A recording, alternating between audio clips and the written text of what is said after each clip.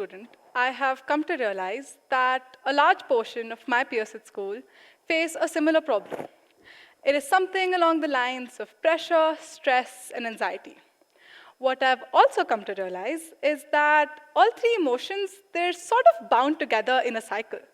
One may feel pressure with regard to any field important to them, which leads to this, nagging feeling of nervousness and stress, which would further lead to a diminished performance in said field, again giving rise to an opportunity for one to pressurize themselves.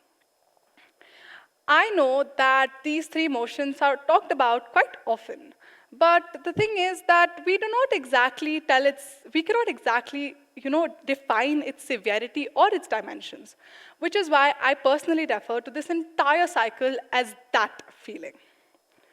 The reason that I want to talk about this today is because somebody very close to me, my cousin actually, was medically diagnosed with depression and anxiety. She was put on high doses of medication. And the reason for her illnesses was because, you guessed it, academic pressure. But just so y'all don't feel too bad, I have to tell you that she is happier than ever and now lives all by herself. So, here's everything I have learned watching an anxiety-ridden girl transform into one with ambitions and faith in herself. I'm going to tell you how to live with that feeling, how to be able to work alongside it, how to maybe share a beanbag chair with it. Thus, the name of my speech. First things first, do not run from that feeling. It is not your enemy. At least, it doesn't have to be. Look at it this way. Imagine if you met that feeling. Imagine if it was a person. Tell me that if you met this little guy, you'd be able to run from him or hate him. Exactly. You see, he just needs a friend. And that should be exactly what you give your anxiety. Just the other day, I was at a children's park, and I noticed a little boy and a little girl, they were playing in the sandbox. And this girl, she decided to empty her entire bucket of sand on this poor boy's head. He reacted normally, as one would, right? He screamed, and he cried, and he ran over to his father. His father whispered something in this boy's ear and handed him a chocolate. The boy walked back over to this girl and offered her the chocolate. While this story may or may not have been a fragment of my imagination, what I do need you to notice is that if people who are just figuring out their ABCs can go out into the world and make friends with somebody who hurt them a little, then why can't we? Why can't we embrace that feeling? Why can't we acknowledge it as something that is just a part of our lives? Why can't we initiate a friendship with it, even if it is a bittersweet one? Number 2, on your road to sharing a beanbag chair with that feeling, be firm.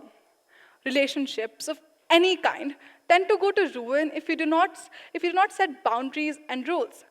And the relationship that I am asking you to foster with your anxiety must not do more harm than good. Now, I know if you think about it, sharing a beanbag chair, ooh, that sounds kind of warm and cozy.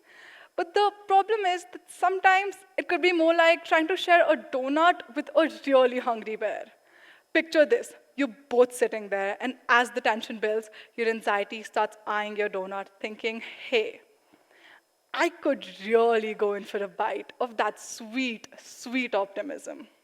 So my point is, while it is important to acknowledge that feeling, don't let it eat your donut. Just keep it in check. This is why psychologists often recommend certain exercises which are more often known as grounding techniques.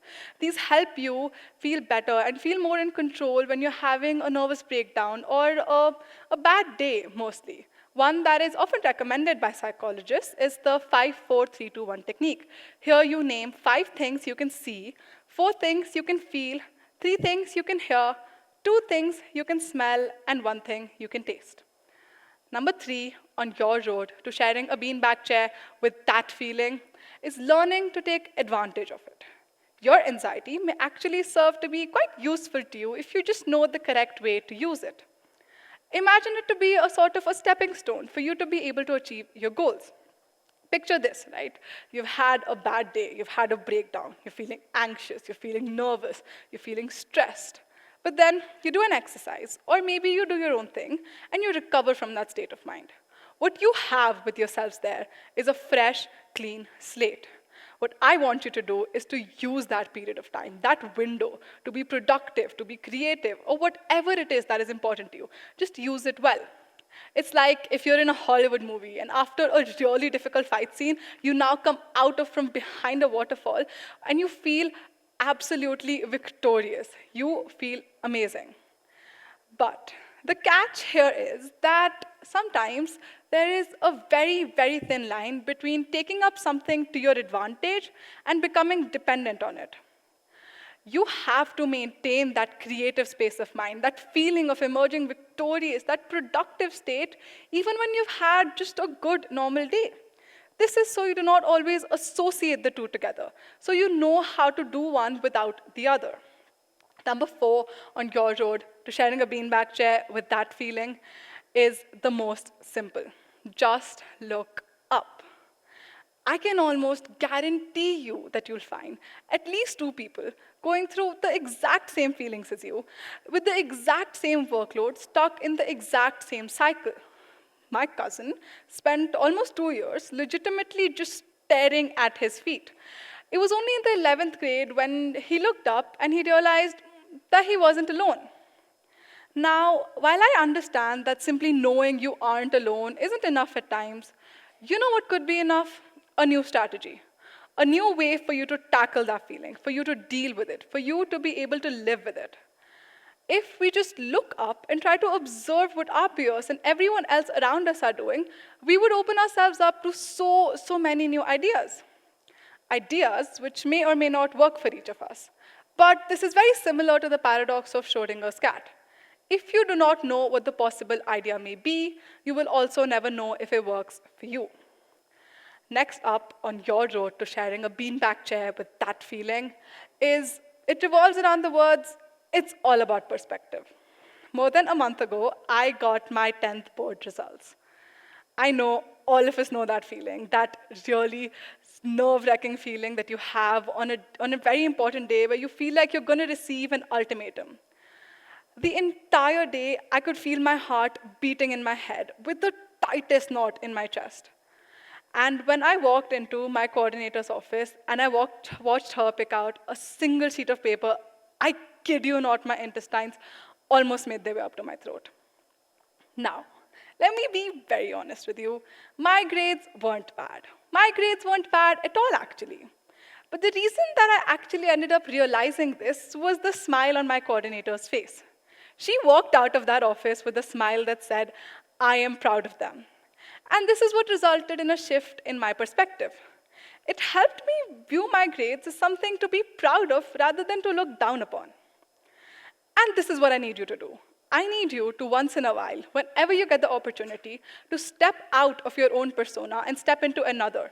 I want you to leave behind any preconceived notions, any pre-established opinions, and to just view something from a new perspective.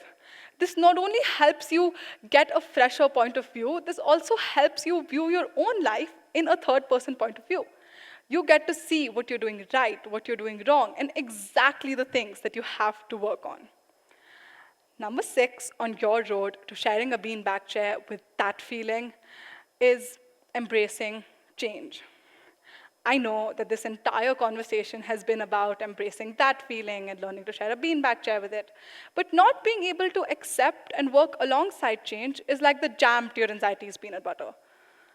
Like the Greek philosopher Heraclitus said, change is the only constant in our lives, and we must come to accept this as our eternal truth.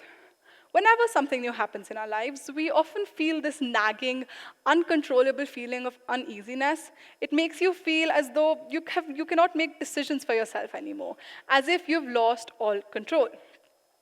So, to be able to tackle this, let's try a small activity.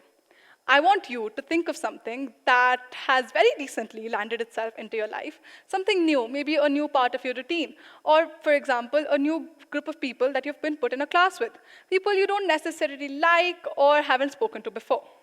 How does that make you feel? Do you feel uneasy?